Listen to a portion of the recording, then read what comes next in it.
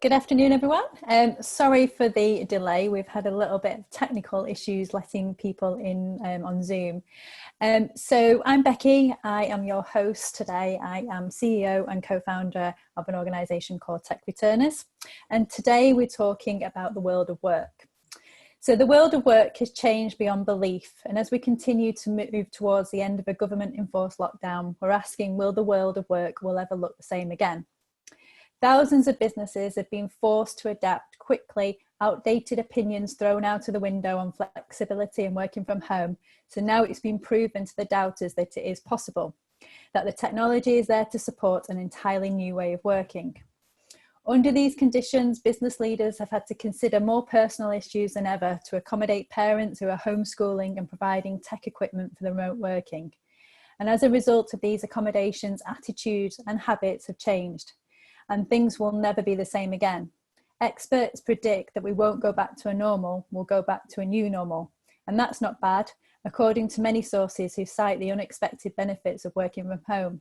But what will that look like? This afternoon, we'll be hearing from two of our panelists. Unfortunately, two were unable to make the session today, sharing their insights from their businesses and their views on what the new world will look like. So I'm just going to pass over to the panellists to introduce themselves. Dan, do you want to go first and introduce yourself? I was about to say ladies first, but I fear that that may indeed be sexist, so I will not do that. I will say, yes, please, I'd love to. Thank you, Becky. It's very lovely to be on the call. And also, it was my way of kind of trying to fill in because I suddenly forgot who I was. Yeah, I'm Dan Sodergren. I work for a couple of different companies. I work for The Landing, which is the tech and innovation hub in Media City. Of course, at the moment, I am working from home. I am remote working for them, but I also work for another company called Flock, which itself actually helps people who are remote working. So it helps look at the values of remote teams so you can get to know them better. So on one side, I'm in a big old building supported by the government to help tech startups grow. And on the other side, I actually have a tech startup which is growing. And then I also was, as Becky will know, don't like to talk about it, do a bit of work with the BBC and other people. And so don't like to talk about it, of course, so I'm not going to mention it, or the work on the radio, because I'm not egotistical at all. So hopefully you're not a little bit famous then. Yeah, I'm a bit of a big deal. I'm not at all. Not even slightly. You can tell by the jumper. You know, I'm not at all. But I have been kind of talking about the future of work stuff for about 5 or so years. So I have the joy of being called a futurist by some, you know, and a serial entrepreneur by others, but also by my mum, a serial failure, because she's right. I'm not a multi-millionaire yet, so I need to stop showing off. She's quite cruel, of course, but that's my mum. Brilliant. Thanks, Dan. And Jenny? Hi everybody, Jenny Davis. I am CEO of an organisation called M247. I may have met some of you before. I've done some other stuff with TechReturners, and we are an international technology company. So we provide business to business, internet, cloud services, voice, Teams. So as you can imagine, when this all happened, we actually benefited somewhat from it because a lot of organizations were just not equipped to be able to move from a office environment to a home environment, both from either they didn't have the technology or they didn't have the security actually that protected their data. So, you know, we are one of the companies who have probably benefited somewhat, albeit it's still been a challenging time. I'm a mum of 2 boys, a 9-year-old and a 6-year-old. So if my connectivity, we were just talking about it, if my connectivity goes, it'll be because my 2 are streaming something or playing on some game.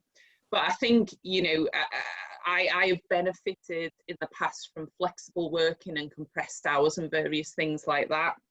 So similar to Dan, it was always something that from a business model perspective, I was very interested in and supportive of.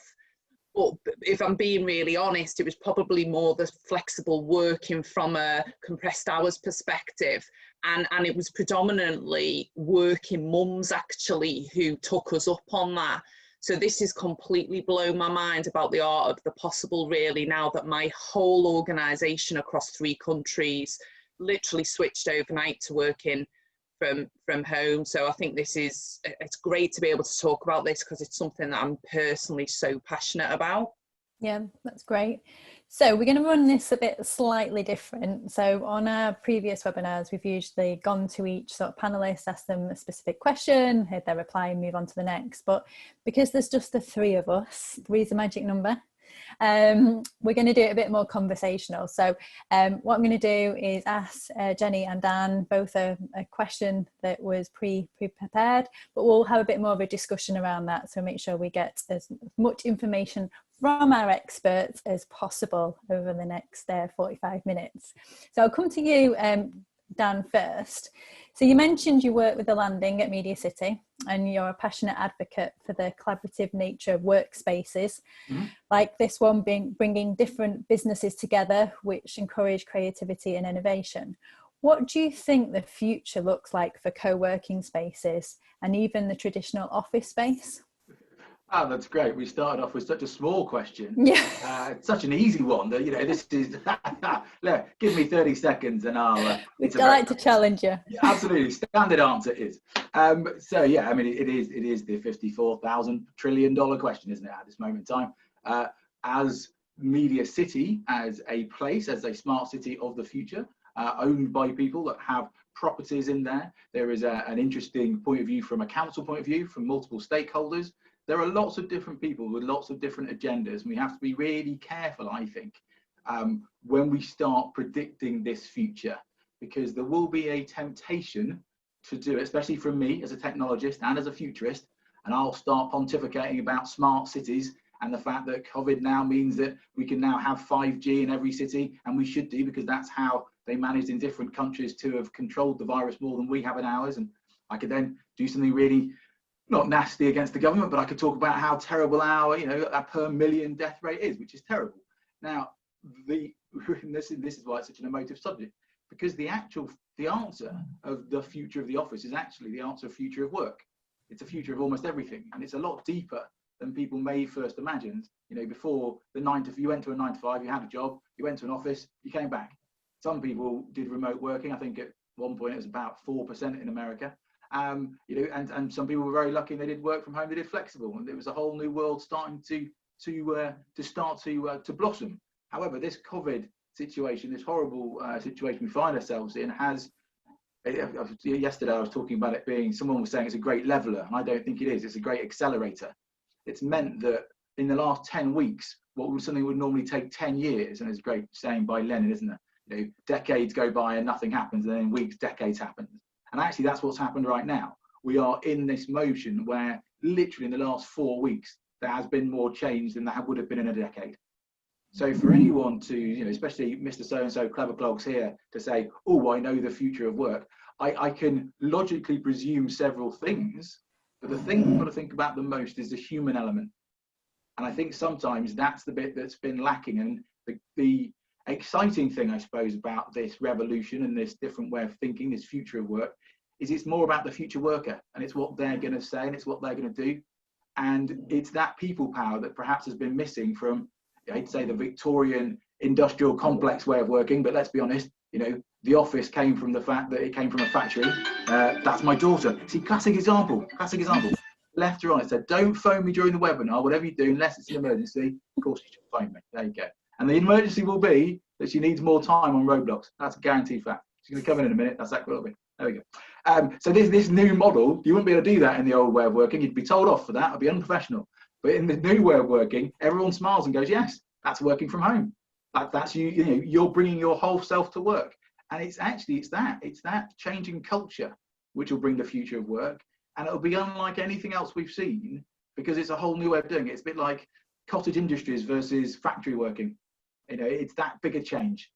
So to answer your question, the basic fundamental changes will be the obvious stuff around the 2 meter, the 2 meter social distancing, and the signs, and the fact that you'll have to book in time to actually go into your own office, and your own office space will have to be twice as big, and you'll have different teams that go in if they go in at all. And collaboration will still happen, but it'll happen on a completely different way. And the startups will have to work differently. The landing will have to work differently. Media City will have to work differently, because we'll have to become 10 times more clever with data and technology to allow human beings to coexist in a space safely so people aren't sued. That is the reality of it. The government, unfortunately, haven't said the way they've played it out, and it depends, and I'm not going to talk about politics too much, but the way they've cleverly worded the going back to work moment seems to put I don't know what you guys feel, but it seems to put the onus on the employer. Yeah. And so that is a very tricky and almost dangerous situation to be in, because you're going to have to make sure that you safeguard the whole place against coronavirus, which is almost an impossibility. Yeah, definitely. Have you been given any guidance from a landing perspective of how to set that up? Have you started to think about what that looks like for you? Yeah, no, we were doing that like a month ago, where we had a kind of a strategy in place because we've got to, and as Media City, so have they. So Peel have been very, very proactive in what they're doing, and if you want to know some of the things that we're doing, we are bringing in more pieces of technology. So you will be seeing things like thermal image detecting things, and you will be seeing things like potentially an app that tells you when you're allowed to come back into the office and when you're not allowed in. You will see multiple booking areas, so you don't just have a hot desk for a whole day. You have it for a couple of hours, and then you have a way that you leave the building.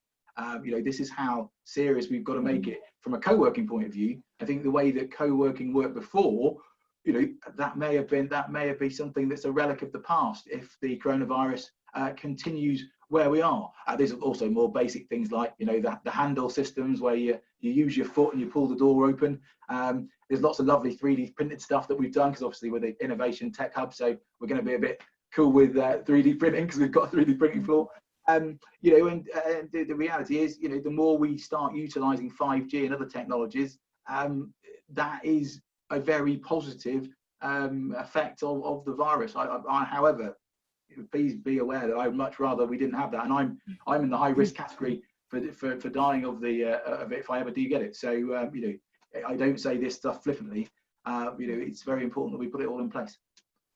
So if you're looking at different ways of having people in for a certain amount of time, I suppose the whole revenue model will have to change. So it's not like in terms of you'll have a desk for a day by day basis and then pay monthly. I suppose it has to be a bit like a pay as you go system, or and this is what I'm saying about it being a culture change and it being really powered by people. Yeah, I think before, and I've got to be careful with words here, but the space allocation that was I've got to be really careful here. Right, so if you look at somewhere like New York and London and maybe centre of Manchester, these places have a very high density of people.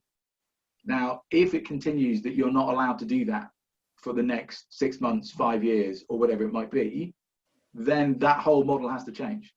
It's just not possible. It's not sustainable. But also, neither would be the rent prices. Rent prices wouldn't be sustainable either. So the whole thing completely changes. That's what I'm saying. The future of work actually is much deeper than people are thinking. There's a property play, there's a rental thing, there's a council taxes, there's a whole host of things. And as I say, hopefully the new normal is going to be powered by what people want, which isn't necessarily just, and I hate to sound like a hippie, but it cannot be run by profit alone. There has to be a social impact that we're looking at. And I think that way of thinking is very, very new to a lot of people, including councils, to be completely frank about it. Yeah.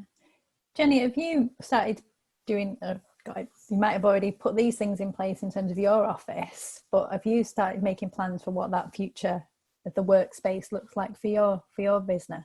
So, I mean, I'm really lucky in the sense that most of my teams can work from home. So my stance at the moment is we are not going to rush to return to work to the office. And the reason that I've made that statement is because there's the things that we have to do as a result of this virus. And then there's the reflection time that this period that has given everyone, which Dan's already talked about, which is much wider than the virus, which is about how do people feel when they're in work? What are their stress levels after a 2-hour commute every morning? So we are really using this opportunity because we're not in a position where we have to get back to the office to make sure that whatever we do is sustainable, and actually is a USP for us that will potentially attract talent to our business in the future. The other thing is, we're a medium-sized business, and I was on a webinar last week with a big global property company who is going to spend millions of pounds adapting the office and doing a load of things because of the guidance that we are hearing on today. Mm-hmm. We do not know in 6 months' time whether the social distancing and everything that is seen as the right thing to do now will still be the right thing. Because this, you know, we only have to look at how quickly, this is unprecedented. Policy is changing, it's on the fly, some of it. So what I've said to my board is I don't think it is a good use of my cash flow at the moment, whilst I can work from home with my teams, to be spending a load of money on things that we absolutely don't know are going to be sustainable for the future. So I am taking a bit more time to just let if the right word is hysteria, because I don't want to, you know, this is a really serious situation, and I respect that, and there's been a lot of people and people I know who've been affected, but it's still very raw and we're in it. And I just almost want to take that time to see what happens when we're less in it. So going back to the individual choice, we're sending a survey out this week, asking people, our colleagues, what they want, how they see themselves working. And I've got 2 camps at the moment. So I have got predominantly, and this is a bit of a generalization, but predominantly single younger people who live on their own or live in a house share, who are desperate to get back to the office. Yeah. Because that, you know, it's part of their social life almost.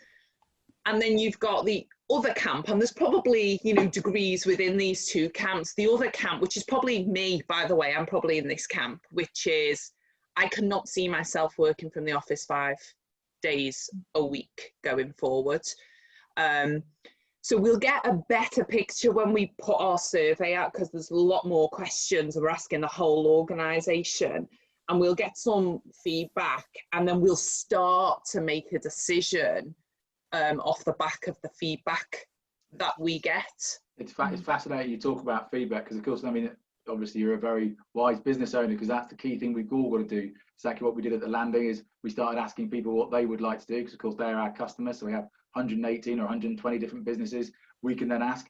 As you rightly said though, Jenny, a lot of people were still in that, you know, if you looked at not the hype curve, but you know, that dip and whatever, you know, the trough of disillusionment, or the trough of despair. And of course, we're going to have a variety of these bits, not only for your business, but personally and the rest of it. Just coming on your survey bit though, coming to your survey bit was, they just did, the big company in America, blind company, it's called Blind. It's actually a platform, a bit like LinkedIn. They just did a survey. It depends what sector you're in, of course, and who wants to go back to work more than others. 93% of finance professionals want there to be a work from home policy and not to return at all, which is, you know, 93, which is insanely high. I think just 93. The average is about 51% of people, so it's about half and half, want to go back to the. I mean, the thing is, we keep saying go back to normal. I don't think there is a go back to normal, because that's not possible. It won't be legally possible. About 85% of tech companies said they wanted to stay working from home, because of course they're mainly computer based. That kind of makes sense. And if you look at, you know, the tech and finance giants that have all said the same thing. So Facebook last week said the same thing. I think Twitter was this week. IBM, Google. You know, these aren't small names, and they're all saying a similar thing. It's not like they haven't spent quite a bit on offices, and they're saying the same thing, which is you're allowed to work from home.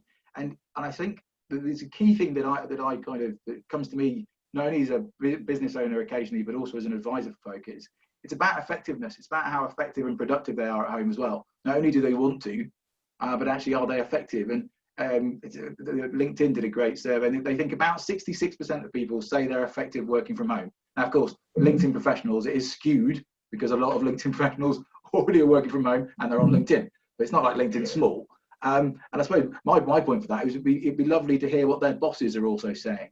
You know, do the bosses believe they're effective working from home? The workers might believe they are, but actually are the bosses saying it's effective? And if it is, then yeah, that will change the future of work, because we'll see a difference. And some people aren't actually Becky. Working from home, are they really? You know, like we're all parents here. I wouldn't class myself as working from home. I'm juggling from home at the moment. Yeah, surviving a pandemic. Yeah. From home. Yeah, absolutely. So it won't continue like this. You know, it will hopefully, you know, if whatever happens with the schools and decisions are being made in different areas, you know, there will be a transition for when the children go back, and you know, what will that then look like as well. But yeah, I suppose we've got to remember that, you know, a lot of organisations are coping with people that, you know, juggling home life, caring responsibilities as well as trying to, you know, work. I think it's a huge leadership challenge at the moment. Well, you know, you've got to be the right sort of leader. There's a lot of very anxious people at the moment, and I've heard some horror stories around how people are being made to feel, you know, during this period when they are trying to. And I just say to anyone who ever apologizes to me about, you know, kids barging in or anything like, do not apologize. You are, you know, how can any of us possibly spin all these plates and not see any of those plates shake? It's just, you can't do it. And I think, you know, Dan said it earlier, I think there's something that's been really nice actually for me about having a window into, providing people are comfortable for you to have a window into their home life. But those lines have been blurred, and that has been nice. I think to your point, Becky, I think the challenge is as leaders, we've been completely accommodating because of the current situation, but recognise that that doesn't then mean that can go on forever. So you've almost got to make it clear to employees, certainly I am, that says, you know, everything's on the table for me, short hours, flexible working, we're having it all on the table, we're going to discuss everything. But what that doesn't necessarily mean is that when there is childcare available, that people can be working and choosing not to take childcare. So there's a real there's a challenging discussion. It's an authentic discussion, but it's a challenging discussion that says we've all been in this place, but if I chose not to have childcare in the future because of this new normal, then that also wouldn't be right either. So finding that acceptable balance that takes the best out of us getting an insight into people's world, but also recognising that when you're speaking to customers, there needs to be some boundaries. That's the next challenge we've got to navigate. And I think that's it. It is literally the next challenge. And people talk about like this first wave and we flatten the curve. And I think there's a slight misunderstanding potentially about the fact that we're flattening one curve. I don't think that means that we've won. I really hope and pray that is the case. But that's not how viruses have ever worked. And that's not how this has ever panned out. And also it tends to be that after these things, you have an economic depression and all sorts of funky stuff. Now, and I don't say this in a bad way. People think that I say apocalypse in a bad way. It actually means revelation and a massive amount of change. Now, that's likely to happen. The thing that I find fascinating about human beings, though, is that very few people look at the past to kind of predict the future and they go, oh, this has never happened before. No, actually, it has. This has happened before. It hasn't. We're just very lucky now. We've got smartphones and we've got the internet, so we've worked through it. Whereas before, we most probably wouldn't have been working so much.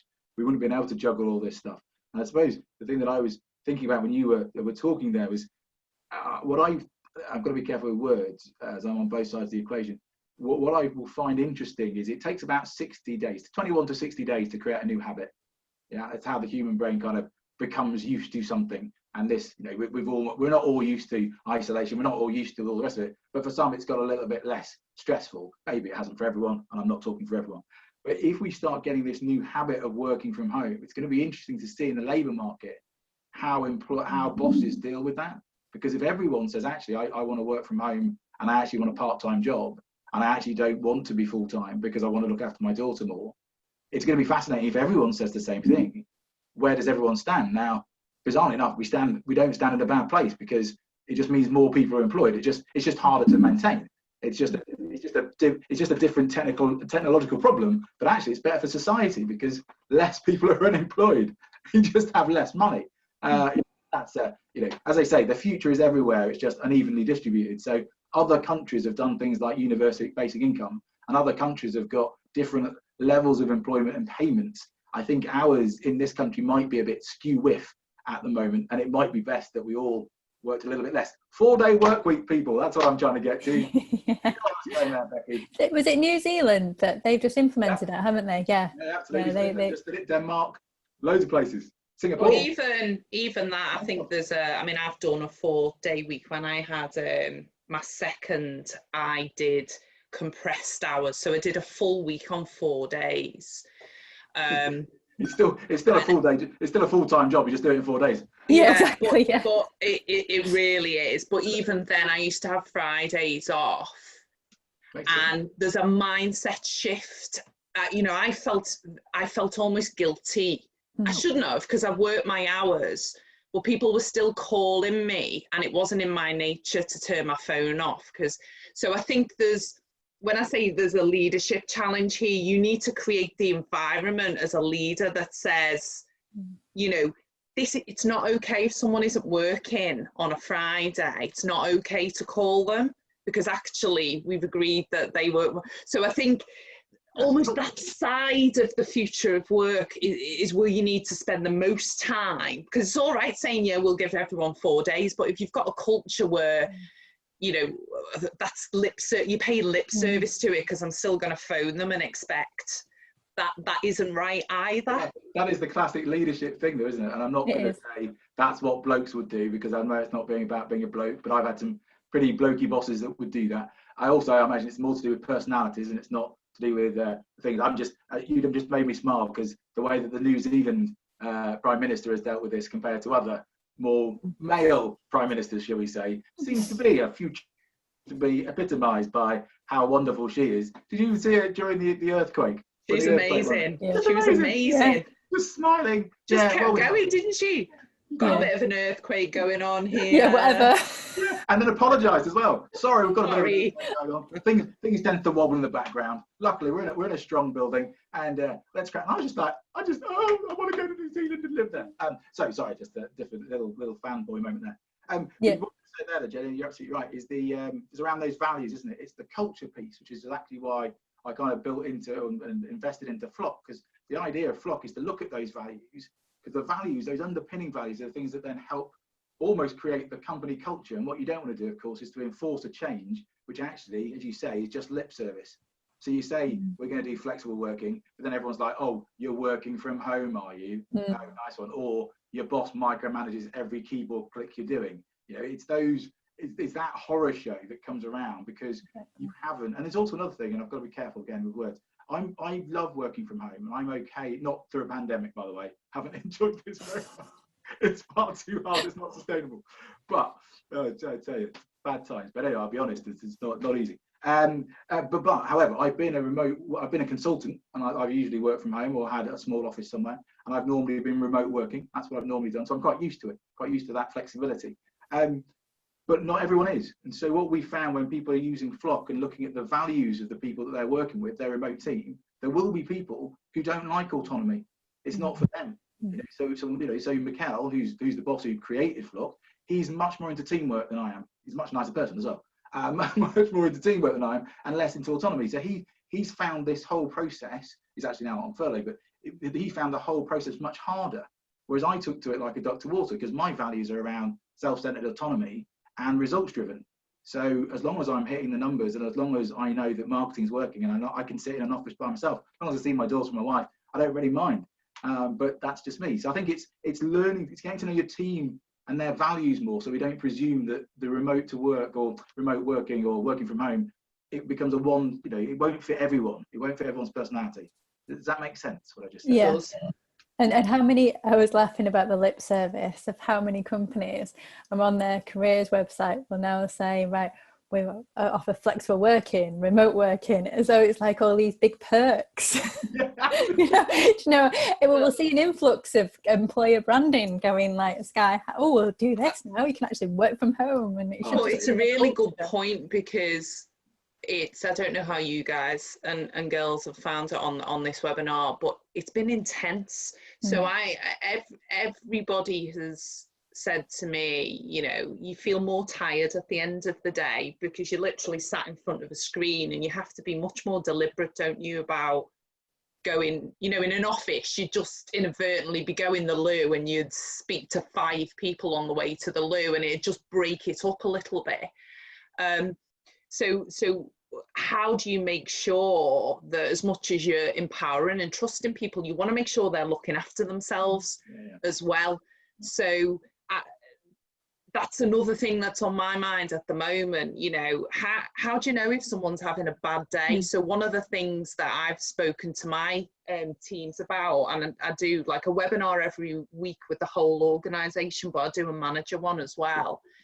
You know, if someone hasn't got their camera on a call, I won't make a big deal of it there and then, because they might be, you know, they might be in their pajamas still or whatever. I don't want to embarrass them, but I will make sure I check in with them, because if I was in an office or I was in a face-to-face meeting with them, I could just tell if they were off, if I know my people. So it's a different challenge. How do you check in with someone? Or if you've had to have quite a challenging conversation in a conference call, if I was in an office, sometimes I have to have those conversations, but then I'd almost walk past them and just check that they were looking okay. So I think that whole, you know, it just changes how you are as a leader as well, and you just have to think of different ways. So all the toolkit that you had around how you check people are okay, you know, I'm reinventing that. That's how I feel at the moment. I think that mental health, sorry Dan, mental health is something, you know, I'm hearing more and more around organisations, almost like now being forced to address, and that sounds really bad, because it should have been the forefront, you know, of running an organisation. These things should be just second nature to them.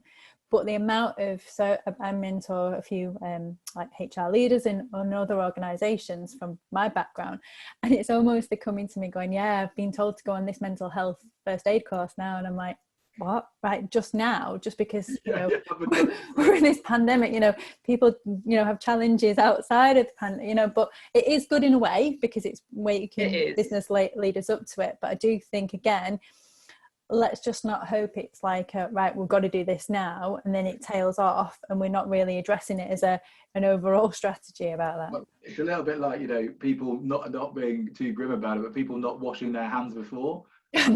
Literally amazed how many people were shocked that they had to wash their hands quite a bit. And I was like, what did you do before? You didn't wash your hands. So again, you know, that's why, and it's not just Flock, but, you know, there's so many of them that are brilliant out there that will let you, I just found out 15 to 1, is it called? Found another one. And basically what it does, it's a SaaS company, a tech, HR tech startup company. And it basically just lets you just check in with people and just give them a compliment.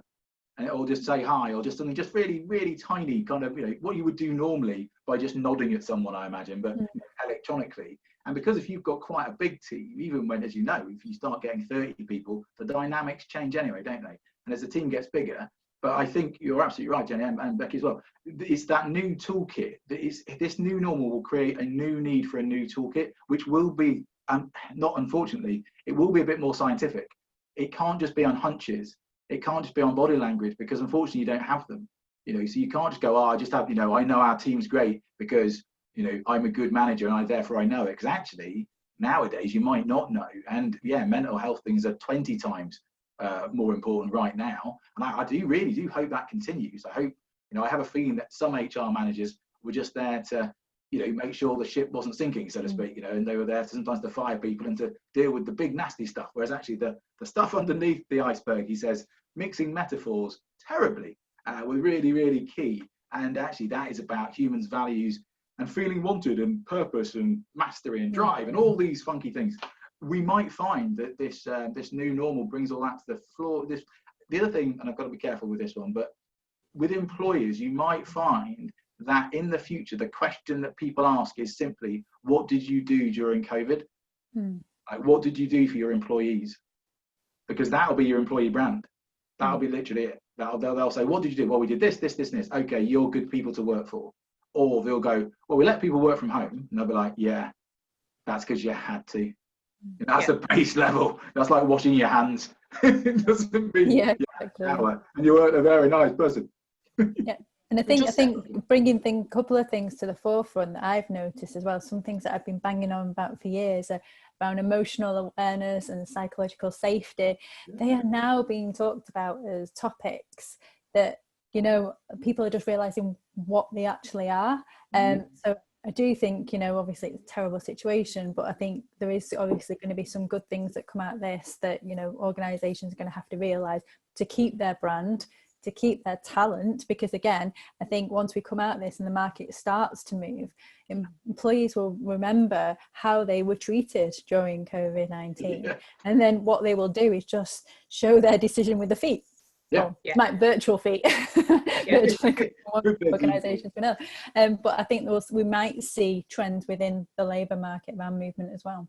No, I think you're right. I think it's going to be one of the biggest shocks when the economy maybe picks up a little bit and things go a little bit. I don't know, not the new normal. I know we keep saying it, but we have to build back better is the hashtag that I like to use quite a lot, because we've got a chance to, and I have a feeling it's going to be powered by people. I don't know if you saw in America a couple of days ago, and it was just an awful statement this guy made. And he said, literally on Sky News, whatever their equivalent is, he said, we're very lucky as a company. I won't do the accent because I can't do it. I just realised how bad I was going to do that. As a company, we're very lucky because our human capital has started to move back. And he literally said our human capital. And I just like, oh, no, he said our human stock capital. Wow. That was his terminology. For the very people that make his company work, our human stock capital, like they're pigs and cows, man. It's even worse. So I think I'm hoping that. I think you know, as bad as that example is, what I think we would all say is these are the times where you sort of look at leaders and you go, that's the type of person I'd want to work for. And you know, where everyone's got a view about the Prime Minister at the moment, everyone's got a view on people that we're seeing on our screens, but you know, I feel immensely responsible at the moment for my 320 people and making sure that I take as much of their anxiety away as I can. That is work related, because I noticed actually on the chat around the biggest challenge for leaders, I think, during this period as well, and managers, is you're not just dealing with work stuff, you are, and you never just deal with work stuff, but the challenge at the moment is what's going on in the personal lives of people.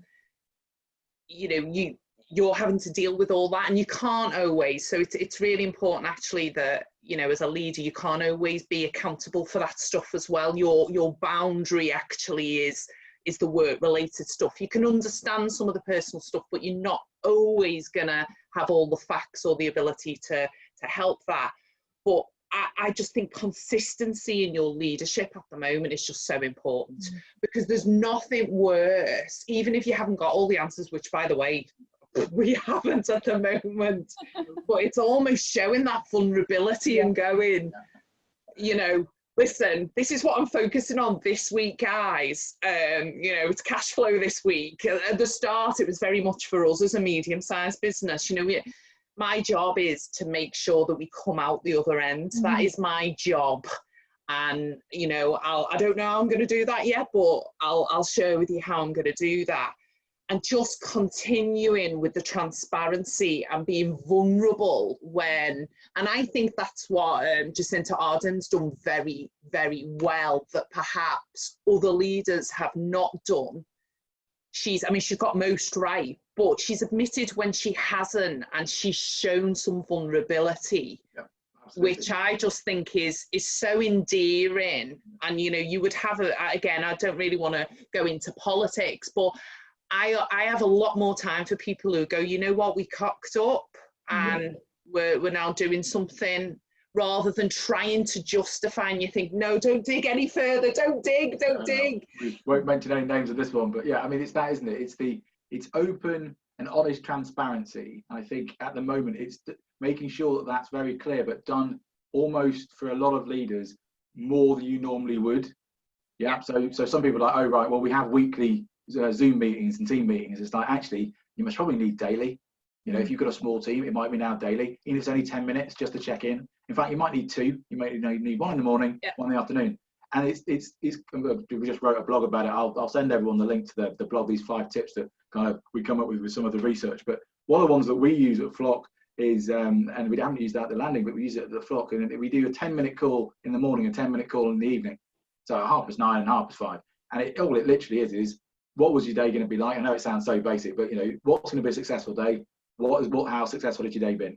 And it's not to kind of go, oh, you know, yes, but it's basically to celebrate the quick wins. It's not to micromanage. It's literally just to say, my day was a bit rubbish today. Yeah, I could hardly get anything done, but at least I got this done. And it's like, well, awesome, you got that done, great. Because at the moment, it literally is, isn't it? It's spinning the plates. And if we're all honest about it, there's no way that it's sustainable. Because if it is, we wouldn't have invented schools. We wouldn't have invented roads. Yeah. We wouldn't have invented industry. You know. I've got to say, this is the moment I've decided that I said, this is why I decided not to be a stay-at-home parent. And it's my choice. I might not agree with everyone, but you know, I just think, yeah, that's why I made that decision of going back to work. But in saying that, just in the spirit of showing vulnerability, and that's one of the personal lessons that I've taken from this, which is, you know, actually seeing how happy my children are to have me at home more. It's made me feel quite bad at times, actually, that I got to a point where, and I was only in Manchester, so I wasn't away in London. I would be at home every night, but nevertheless, I think it has been a level for me, actually, in that regard, that says, wow, you were sacrificing something almost unconsciously here that you thought you had in balance, and you didn't. And you were actually not getting as much joy out of that than you could have been.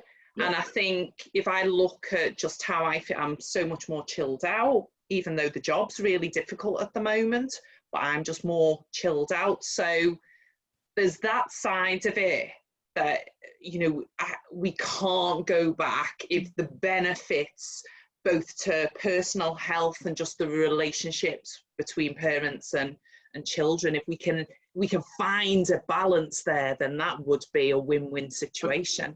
And that's it. It's the blended, because a lot of people have thought they had life-work balance sorted out because they basically didn't work until 9 o'clock at night. And unfortunately, that isn't the case. That isn't life-work balance. That is a very capitalistic, very 1980s way of looking at it. Unfortunately, we'd all been taught that. And for a lot of people who haven't necessarily looked at themselves or taken the time or had the time because they were so busy with business to actually take a step back. But even I've got some pretty funky friends. I've got some very, very right-wing ones and very left-wing ones. And, you know, but even like stock traders and stockbrokers and people who make millions of pounds a year have all said the same thing to me, which is, I may have got it slightly wrong, Dan. Actually, I should have been spending a bit more time with my family, and I'm going to from now on. Now, they've also all said the other thing, which is, my God, I'm not spending all my time with my family. That's going to kill me. And a lot of people have said another thing, which is very true, which I love. I've been talking about tech and the importance of tech for 10 years. And lots of people have said the same thing, which is, goodness, broadband's important, isn't it? And I've gone, yes, that's why I've talked about it on the BBC loads of times. Please put money in the infrastructure, not into trains, but into making sure everything doesn't break. Because if the internet goes down, we won't have jobs anywhere, because most of us are doing jobs here. Now, we didn't talk about retail and those other people as well. So my apologies, because I know this is it was very tech focused. And I have friends who work in retail who have got some horror shows about their new normal, which is going to be, I can't even think about it from their point of view, because it's legally just a nightmare. And I just wanted to, I suppose, finish off with just a bit of a thought around that, that's okay, around the tech piece, which is just worth thinking about. That if you are a boss, it might be worth starting to look at what kit your people actually have at home now, because at the moment there is a bit of a presumption that it's okay that you just use their home broadband, and it's okay that you use their laptop because you can, or it's okay, but actually security wise it most probably isn't. I mean, you will have seen this, Dan. I mean, and people on the call will have seen this. You know, cybersecurity issues have gone through the roof. And you know, my company, because every company is a target, we've seen our own attacks go through the roof, and we've got obviously the infrastructure that stops 99.999% of them. But especially with personal data and various things like that, I mean, I would absolutely, you may think you've made the transition to working from home, but if you are a business owner or leader and you've got any concerns about the security piece, please speak to a professional organisation, because that is going to be the next. If there isn't a second wave of coronavirus that brings this economy to a halt, cyber will, because of the vulnerabilities that these hackers are finding as people have moved to work from home. Yeah, well, this is that we've done it during a pandemic, and if we're actually all going to make the actual now conscious choice, I mean, it's happened because of an external factor, and if that external factor dips, we either have a choice then, don't we? We say, okay, let's reinvest and make this a better world, build back better, with better life-work balance, and maybe look at our values and look at our teams again, and really get to know people, and, you know, like the people we work with. You know, there's some horrible stats out about how unproductive we are as a nation, and also how many people don't like their jobs. You know, and every day it scares me when I think people might still be working from home or furloughed who actually don't want to go back to work at all because they hate their job. Now, that can't continue in the new future, I don't think, because I don't think you can have that space and that luxury. But certainly we've all, as leaders, we've all got to consider connectivity, not only on a human level, but on a technological level, because we might think, I mean, that might be the Achilles heel, mightn't it? If all the internet starts going down, then, you know, we might not have these conversations at all. So yeah, so that was meant to be a positive point, and it felt like at the end it became a negative one. Sorry. Just quickly, I know that we could have chatted all day about that, but I really want to give the opportunity to the audience to see if they've got any questions to ask, following all the variety of conversations that we briefly touched upon. I had a list here on things that we could have talked about. I think retail is a really good one. I was speaking to a friend of mine who they own an exhibition organisation about creating exhibition stands, what the future of events will, you know, could look like. What's the world of talent going to look like? Someone popped on the chat around, you know, it's going to create hopefully opportunities for people who not normally would have been able to work for a particular organisation due to disabilities, challenges, etc. That will hold open. Will we still have a tech talent skills shortage because the world will now we could work from anywhere? Well, I think that's one of the ironies, is the fact that a lot of people who have been going around saying that we do have that tech shortage, you know, that A, Becky, all your work has shown the fact that that isn't the case anyway, but B, it's going to be fascinating, because if you're suddenly a software developer and then your boss goes, wait a minute, you could be from anywhere, and then he looks somewhere else in the world, that's going to be a fascinating, your £80,000 job can be done somewhere else, maybe for about £12,000. So you know, some people are going to have to start stepping up to the game, if I'm completely frank about it. And it also allows, which I really hope, and I do, but I have a feeling it might not, but I hope it means we're more inclusive now than we've ever been before, because people can work from home. They don't have to come into the office, and that brings so many more people on board in this next tech revolution. And I think that's exactly what we should all be driving behind, for a tech for good point for everyone, tech for all as well as tech for good. Hey, that was a positive one. Yeah, it's my new phrase. So I used to talk about diversity and inclusion, and the next one that sort of, because of this pandemic, is about belonging. Nice. So understanding diversity is obviously being asked to the party. Inclusion is being asked to dance. Belonging is dancing like you just don't care who's watching. Yeah, I love that. I absolutely love that. I don't know how Flock can help, but we'd love to help with any of that. Anything to do with values and finding out about people and getting inclusivity. Mikkel, because it just reminded me, because he did text for. So we can send you a link, and you can get 25 value Flock tests for free. So at least you can start looking at your remote teams. That's our gift to you guys till the end of May, because we really want people to be looking at teams, even if it's your leadership team. You know, you might have a massive team and 25 is hardly anything. Just concentrate on your leadership team, or if you've got a tiny team, I know use a couple of them for you and people you're going to recruit, whatever you want to use them for. we'll stick to that. Just I'll send you a link. Brilliant. If you send us a link, then we can share it out on our resource hub from the whole webinar series that we've had. So thank you so much, both of you. You know, obviously we said we were supposed to be 4, and then it was supposed to be 5 of us, then there came 3 of us. But I think we've had a really good chat. Yeah, really good nice. chat. I think it's quality rather than quantity sometimes. Yeah. Very much so, very much so. But thank you very much for being part of it. Thank you for everybody who's listened.